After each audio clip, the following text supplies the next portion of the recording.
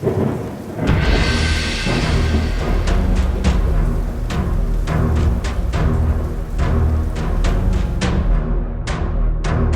up, Headless Horde?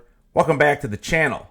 So today we're breaking down the last arc of Andor Season 2, Episodes 10, 11, and 12. I'll also be giving my final thoughts on Andor as a series and what my overall score is for this Star Wars adventure. Guys, don't forget, smash that like, subscribe if you're new, and let's go ahead and get into this thing. We're starting off with Episode 10. We finally get flashbacks showing how Luthen and Clea met. While it's emotionally effective and deepens Clea's role, it really should have come earlier in the season, in my humble opinion. The second flashback gave away the trajectory, and the tension fizzled a bit.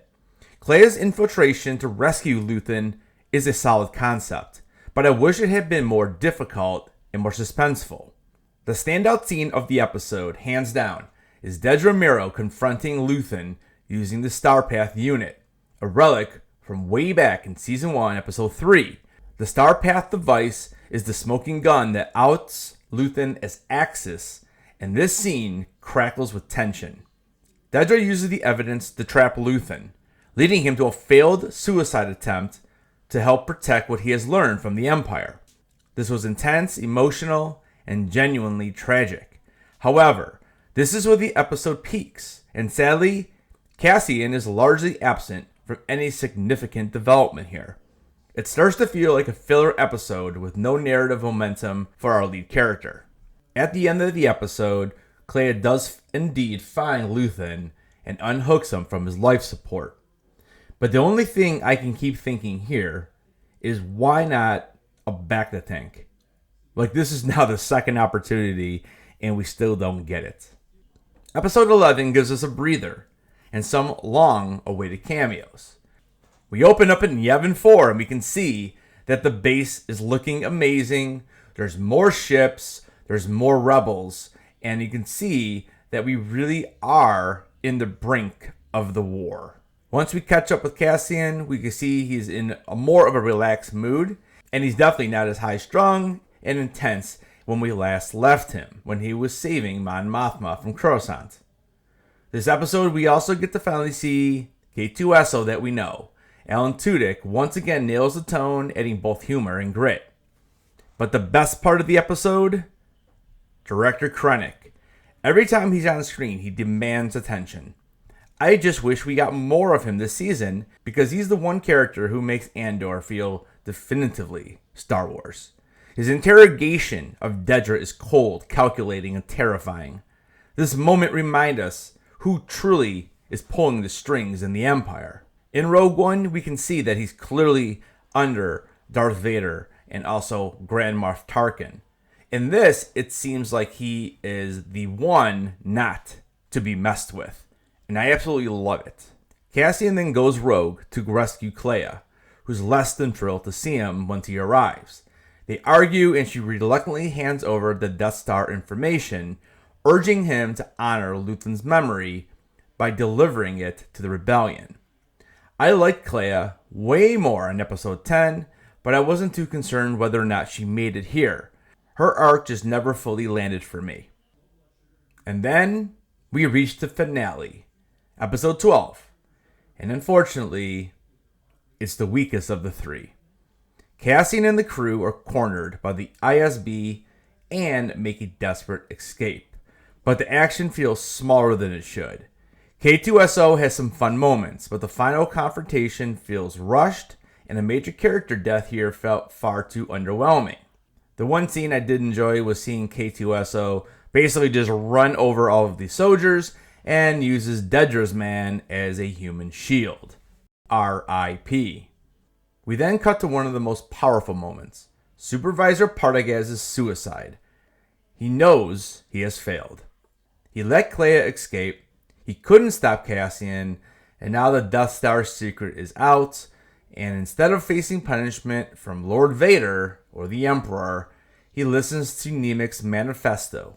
Yes, the same revolutionary text from Season 1, and chooses to end his life quietly. It's subtle, tragic, and effective. One of the best scenes in the finale, even though the episode overall lacks emotional payoff. The finale wraps up with Cassian returning to Yavin 4, delivering the information about this Death Star, and a final reveal that Bix actually left Yavin 4 and Cassian because she has a child. This is intriguing, possibly setting up a future story. Could her child play a role in the future Star Wars content? That's a theory for another day. So where does this leave Andor as a whole? I genuinely enjoyed Season 2 more than Season 1. The acting is top tier. The writing is sharp. The tone is bold and mature. But here is the thing. It took until Episode 8 for me to really feel like I was watching Star Wars. The show makes a lot of bold choices, but some don't quite land. Bix was largely wasted. Her arc felt unfinished, and her emotional journey got sidelined. Her entire arc is all about being hurt, being in pain.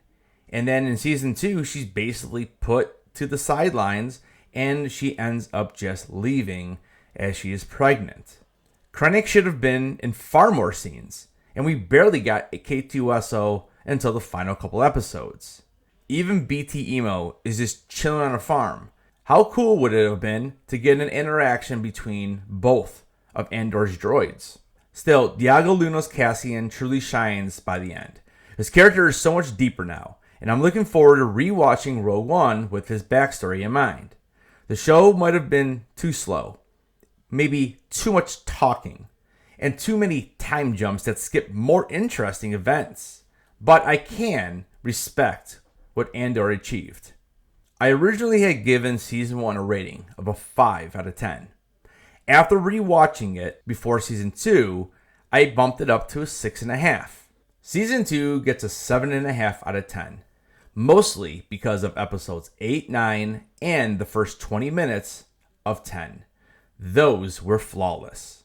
But the pace, lack of screen time for Saw, Bix, Krennic, and some unnecessary characters like Cyril's mom. What was that whole plot about? I understand they were trying to develop this relationship, but I feel like that was completely unnecessary, and I don't think it really added much to either of their characters. Overall, I give the series of Andor a solid 7 out of 10, which I'll be completely honest with you, if you would have asked me 3 years ago what Andor would have gotten from me, it would have been a 5 or less.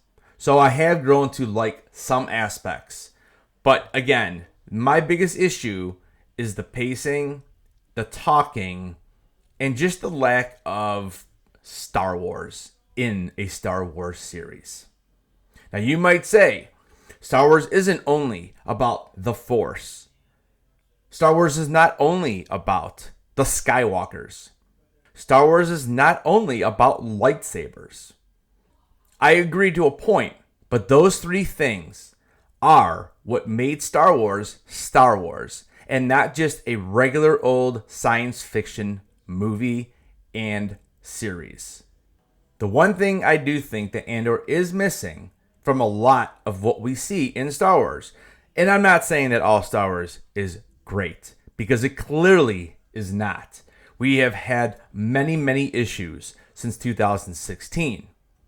But another reason why we all did fall in love with this saga is because of some of the quirkiness of the characters, the different alien races, and it is just a fun overall experience that you get to talk about with your friends, people on the internet, and there wasn't all of this arguing and bickering about what is good, what is bad. It was all about talking, discussing, and coming up with your own theories of why certain things happened in a galaxy far, far away. Andor might not be my favorite Star Wars series, but it's definitely the most thought-provoking and well-acted.